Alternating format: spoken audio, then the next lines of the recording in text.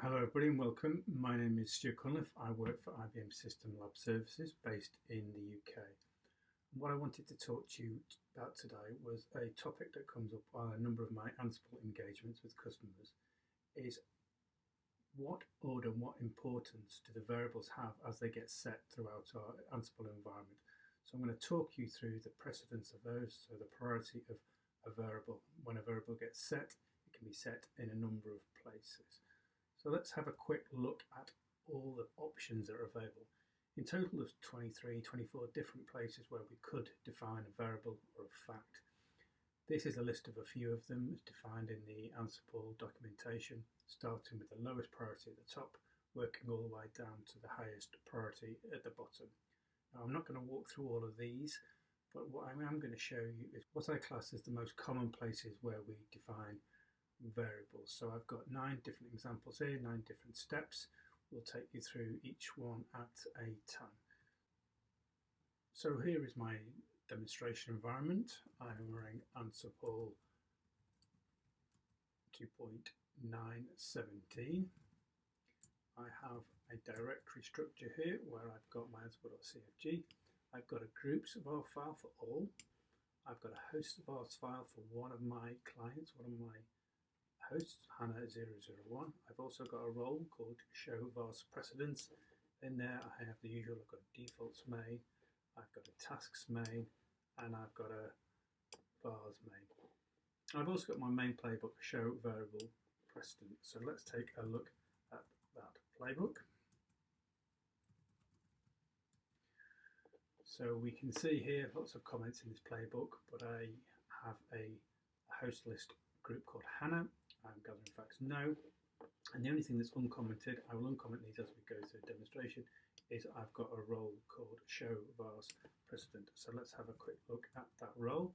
If we do a cat of the main tasks file, we can see again lots of items commented out at the moment, but all the main thing does is it shows me the value of a variable called test vars using the debug var module. Okay, so let's run that environment as it is, and let's run that playbook as it is to see what happens and what comes out with my debug test var. So Ansible playbook, show variable. So as we run through our clients, we can see here the test var, this was set, and it tells me where it's been set. So this was set in the default main file within the vars file. So let's go back to our list of roles. Here it is. So the lowest priority role that I'm going to show you is within the role and the defaults main file. So here we can see that it's set within the defaults main file. So the next example I'm going to show you is the group vars within the current directory. So let me show you that. So if we change into group vars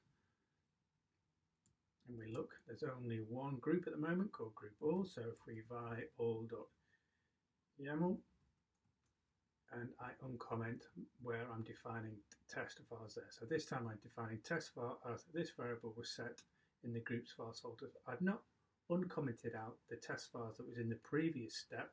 I'm going to leave both definitions of the variable test var in to see which one takes priority. So if I now run that playbook again, what we should see is the fact that variable was the one I've just defined. The variable was set in the groups var folder. The next one I'm going to show you is the host vars file. So individual host for, in this case, Hannah01. So if I vi hosts var Hannah01, and I'm going to comment out step 3. So this time I'm going to set test var to this variable was set in the host vars folder for just Hannah1. So if we rerun that playbook, this time what we should see is the fact that we've got different variables now as expected. So Hannah01, this var was set in the host var folder for just Hannah1. However, Hannah02 has picked up the value that was in the group folder. So that was the highest precedent for that one. The next step I'm going to look at is the vars within the actual playbook itself. So if we via the playbook itself and go down to step 4 and uncomment this section where we set the test file was set in the playbook. So again, we've not uncommented out any of the other definitions of test var, but let's see what happens when we run it in this new version. This time round, it's overwritten everything that was in host vars, it's overwritten group vars, the items within the default on the playbook, and it's set the variable from the actual playbook itself. So for the fifth one, we're going to use the vars prompt. So we're actually going to prompt from the playbook to input that variable that we've shown above. So if I buy the playbook again, and this time I'm going to take out the vars prompt section, I'm going to ask the user to input the value for test var. So let me clear the screen, run that again.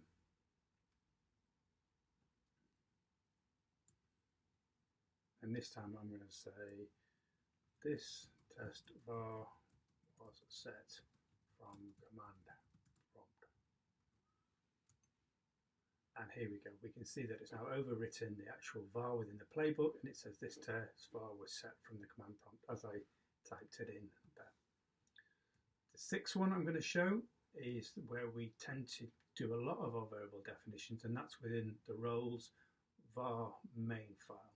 So if I vi the roles show vars main, here we can see step 6. I'm going to comment that var out. So this was set in the role show vars precedent vars.main.yaml file. So if I do a clear and run that again, it's going to prompt me because I've got this in my variable. So that's just going to say prompt test var. But this time it overrides what I typed in as my prompt value. It now says this was set in the role show vars main.yaml. The seventh step I'm going to show you is actually within the main tasks file within the role. So we're going to go and use the actual task within the role. So let me do a vi role show tasks main.yaml file. And here at the bottom we've got step 7, and I'm going to comment out the var that we're going to define within the actual main task file. This value is set in the actual task call. So let's clear that and run the playbook again. Again, it will prompt me, so I'm going to say test var prompt. But again, it's going to override that. It's going to override the vars file within the role, and it's going to show this was actually set in the actual task call. The 8th step I'm going to show you is actually setting a fact within that same tasks main file within the role. So let's go back in and edit that again. And this time we can see up at the top, we've actually got a module called set fact, and we're going to set the fact within here. So test var, this variable is used to set the fact module in the role task main file. Okay, so let's clear that and run it again. Test var prompt, for example, again, but still it overrides it. And this time we're saying this variable is using the set fact module within the role task main file. So the final one I want to show you is the highest precedent, and this is the extra vars that we pass it from the command line. So anything that we pass from the command line, if we call it a playbook, will override any of the values that are in the roles that are in the playbook that are prompted. So let's show you an example of that.